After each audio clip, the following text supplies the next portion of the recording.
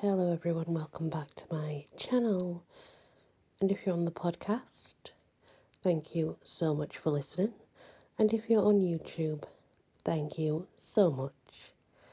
This is called Faescorned by Jenna Elizabeth Johnson. A tale of the other world.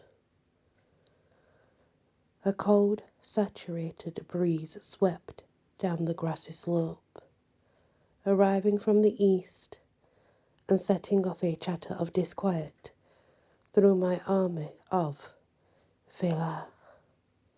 Silence, I hissed, whipping around to ensure they held their ground. They will be here shortly, and then you will be too busy to worry about Isle's discontent. The noise lessened, but their unease did not. I turned around to face the hills in the near distance. My eyes narrowed, my impatience growing. Dawn was not far off. The cloud-darkened sky, paling enough to make the shapes of the mountains form a semicircle behind me. 10 minutes went by, then 10 more. The Faeborne began stirring again, snapping and snarling at one another.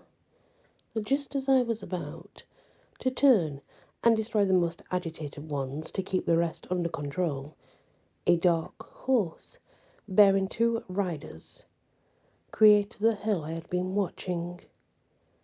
I almost missed them, for the animal was nearly the same colour as the thunderheads rolling above. A white shape, my son's wolfhound, spirit guide, followed several paces behind, and a shrill cry from above announced another. Ah! The little strailing whelps Merlin. Sniffing, I pushed them from my mind. They were not powerful enough to be a threat to my army, or the Kumaric who stood by my side. I reached down and stroked the leathery head of one of my corpse hounds, imagining how I might use them if this morning proved more difficult than I anticipated. Yes, you will be quite the sight to see, should my dear Caeden choose foolishness over prudence. A small twinge of malicious delight sparked inside my breast, my powerful glamour eager to begin. Patience, I warned it, not wanting to stir the Faeborne magic there as well. Too late. I realised as a prick of burning pain flickered beside my well of glamour. I gritted my teeth and drew in a calming breath, willing the darkness to remain docile. My curse. A terrible guise placed upon me. So long ago the details of the memory had weathered away, like mountains grinding right into the sand, so you can't see them no more, maybe just the tips. Would surely play a part, I guess, in what was to actually come. I could feel the tension in the air, and knew this day would not end without a fight. And I, of all people, knew there were no resisting my curse when it wished to play. The beat of the horse's hooves grew nearer, and I lifted my eyes, casting my son and the girl riding with him a sinister look. A blast of frigid wind tore through my long hair, whipped my nebulous skirts into a frenzy, making them make the rolling clouds above. Of their own volition, my lips twitched into a menacing smile. The imbeciles had fallen for my trap, and so easily too. Caden leaned forward and murmured something to the girl. The words whisked away by another gust of wind. He cast his eyes on me again, their dark green shade. It filled with hatred and loathing. I bared my teeth in a menacing challenge. Good. I shared the sentiment, thanks to the curse plaguing my soul.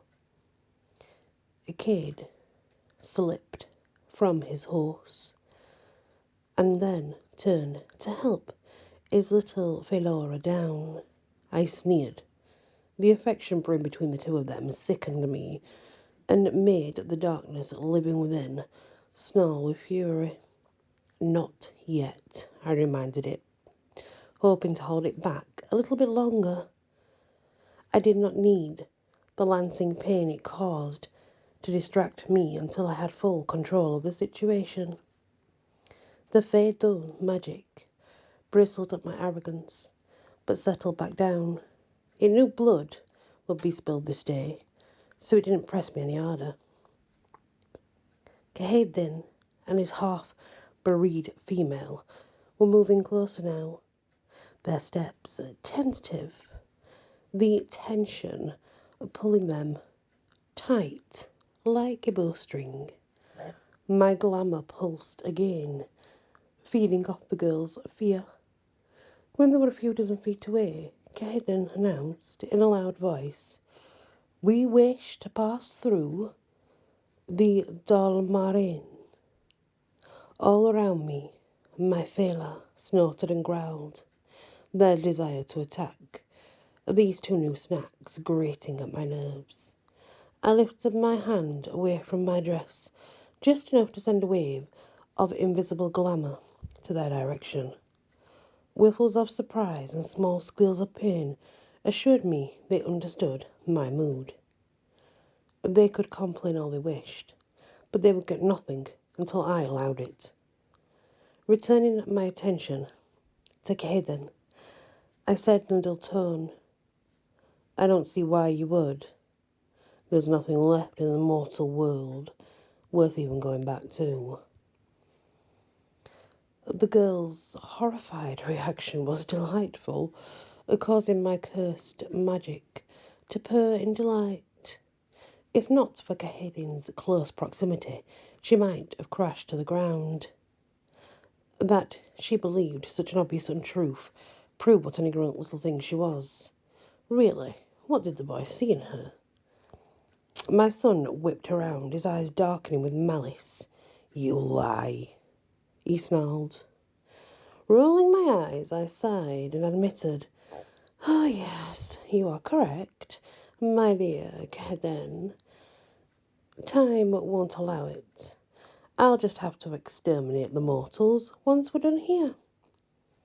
As much as I enjoyed bantering with him, I was eager to get his girl's glamour out and get out of this cursed weather. Goddess of chaos and strife I might be, but thunderstorms in Isle were intolerable. At the very thought of the straying potent power, the Faeborne magic lifted its wicked head once more, pressing painfully into my own natural glamour. Barely I managed to hide a grimace and resisted the urge to press my hand to my heart. The last thing I wished to do was show weakness in front of those I would soon own, one way or another. We chatted on, Cahedin and I, trading words back and forth. Neither of us really wanted to admit why we were here, on this barren field, beneath a brewing tempest. I enjoyed tormenting him, for the more I plucked and twisted his nerves and the girl's, the more the darkness stayed in check. The more I initiated discomfort and strife, among others, the less my gaze were enticed to force me into action. And I was not ready. No, not ready to release this unbearable wrath, not yet. I never was. Casting those thoughts from my mind, I narrowed my eyes and sharpened my focus on those standing, or, in the Strayling's case, snivelling before me. At one point in our conversation, I learned my son hadn't told his little pet of our relationship. The curse infecting my soul crooned at the girl's shocked reaction, and I laughed, trying to distract myself from the pain its stirring caused. It wasn't just my emotions the darkness fed from, as sometimes those nearby projected strongly enough that it absorbed their unease as well. That's right, I mused inwardly. Kiden is my son, my own flesh and blood.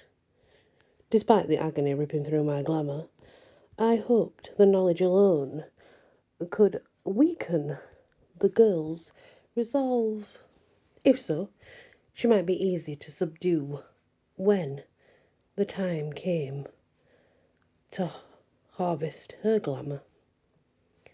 I cast Caheden a sideways glance, then my brow furrowed, and I studied the expression on his face.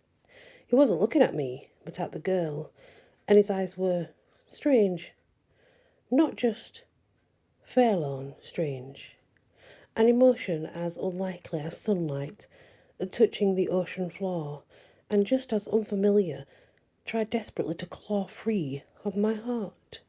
But this particular feeling was the one the Faeborne magic despised the most. Before I could even detect its soft caress upon my soul, my curse snatched it up and devoured it, ripping it apart and morphing it into something ugly. I glared at Caden, the pain and anger of the darkness driving me to resentment and antipathy. I never wanted a son, and yet here he is. Proof as to why I spat, indicating the tall, handsome young man standing before me. Pain lanced through my breast again, that age-old emotion, and the fatal magic, battling for dominance. I knew which would win in the end, but I did not want to give in. Perhaps if I pushed hard enough, I could feel such a disappointment since birth, I hissed, the darkness wrenching free of my faltering grasp and lashing me with its poisonous dominance again and again. Another stab of agony, enough to wipe my memory clean of what my heart so desperately wished to show. And then I could breathe again. But the experience left me exhausted and aggravated, and my bitter words reflected my mood. All I ask of you, Kaden, all I ask was for you to keep my minions in line, to rein in any lost, for their end that might be useful. And here you have the unwanted offspring of Danu, and some Fomorian whelp, a combination you know is volatile and rich with magical potential, and you kept her away from me all this time.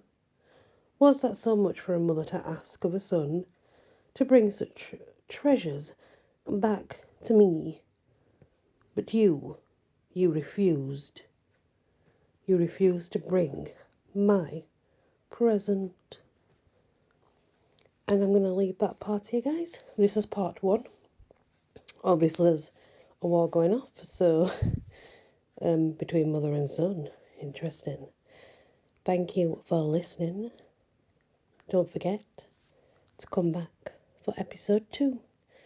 Many blessings.